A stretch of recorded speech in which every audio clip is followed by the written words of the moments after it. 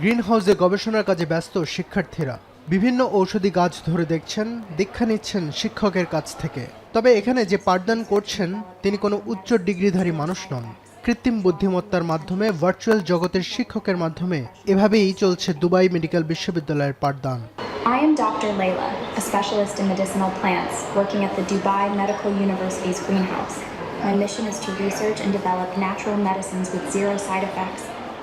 কৃত্রিম বুদ্ধিমত্তার মাধ্যমে এই শিক্ষা পদ্ধতি নিয়ে শিক্ষার্থীরাও বেশ উচ্ছ্বসিত।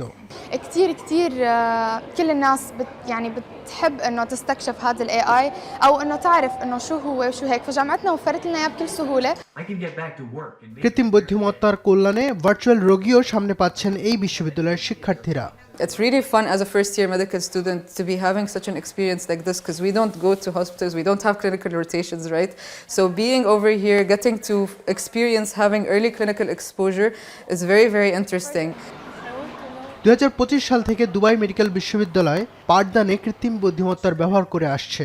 বিজ্ঞানসম্মতভাবে যাচাই বাছাই করেই এই পদ্ধতি চালু করেছে কর্তৃপক্ষ। We live in an age where everything is rapidly transforming in terms of technology, specifically with artificial intelligence. There's always this risk of people saying, oh, it's going to steal our jobs, specifically with healthcare, but I see it as a way to help the students, enhance the students' experiences.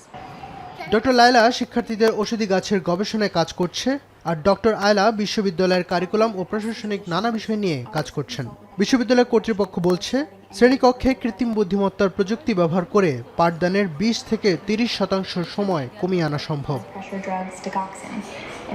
Fazal রাব্বি খান, এখন বিশ্ব।